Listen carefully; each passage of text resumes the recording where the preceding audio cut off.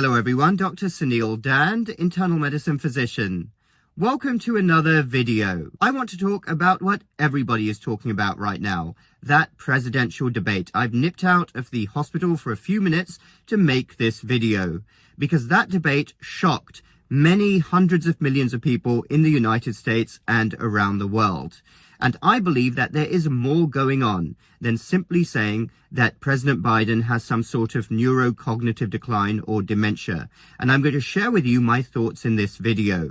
Now, there are some people, I've seen some doctors online who say, oh, it's unprofessional. Many of these doctors are highly partisan. They say it's unprofessional to be talking about the health and giving an opinion on someone who's not your patient.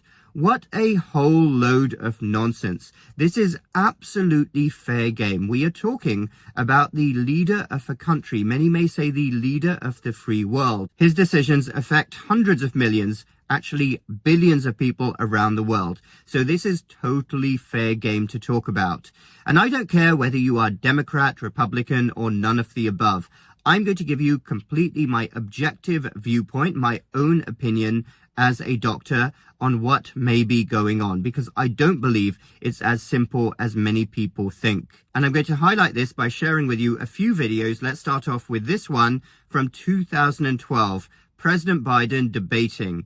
Watch for the next few seconds. First of all, I was there when Ronald Reagan tax breaks, when he gave specifics of what he was going to cut. No, number one, in terms of tax expenditures. Number two, 97% of the small businesses in America make less than $250,000. Let me tell you who some of those other small businesses are. Hedge funds that make $600-800 million a year. Governor Romney on 60 Minutes, I guess it was about 10 days ago, was asked, Governor, you pay 14% on $20 million. So that was 12 years ago. President Biden at the time was in his late 60s. He is now 81 years old. And many of you may know that President Biden has always had something of a stutter. Age is not a kind thing. It's not something to mock or make fun of. Age can be very cruel to a lot of people.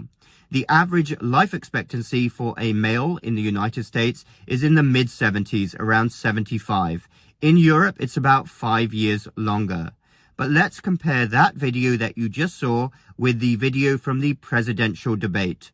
They, in fact, pay 8.2% in taxes.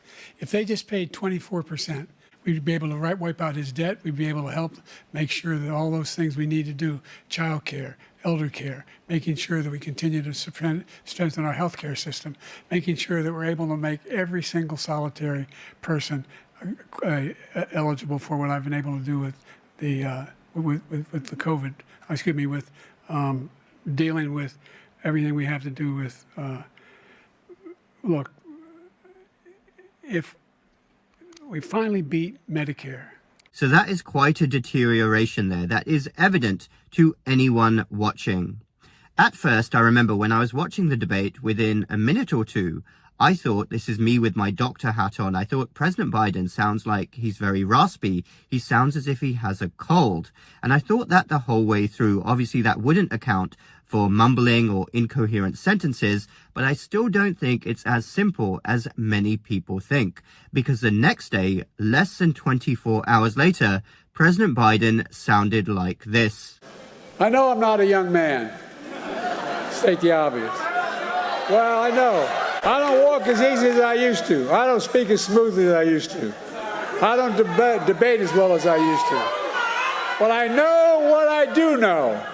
I know how to tell the truth. I know right from wrong.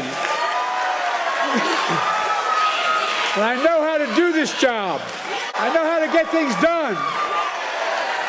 And I know, like millions of Americans know, when you get knocked down, you get back up.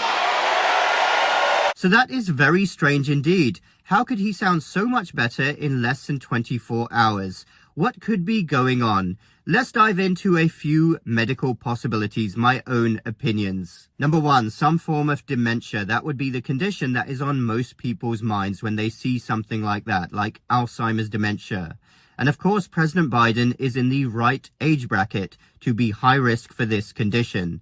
The condition, which is devastating, affects approximately 10 to 15% of everybody aged 75 to 80, going up to 30 to 40% of over 85-year-olds. And classically, it will wax and wane, especially at the beginning. It will be better at some points during the day, often earlier in the day, and it will be worse at other points in the day, classically at night. So that is definitely a possibility. Neurocognitive decline associated with dementia. Number 2, some form of other neurodegenerative illness, such as Parkinson's disease.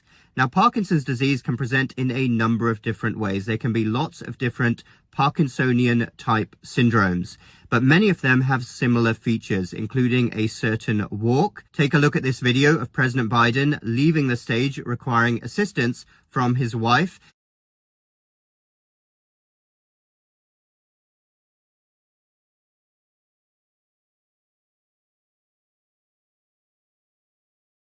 Many may say that the way he is walking is classic of a Parkinsonian type syndrome, and many of these syndromes can also be associated with neurocognitive decline and dementia. There's another factor that we should keep in mind. In the late 1980s, President Biden underwent 2 brain surgeries for aneurysm repair.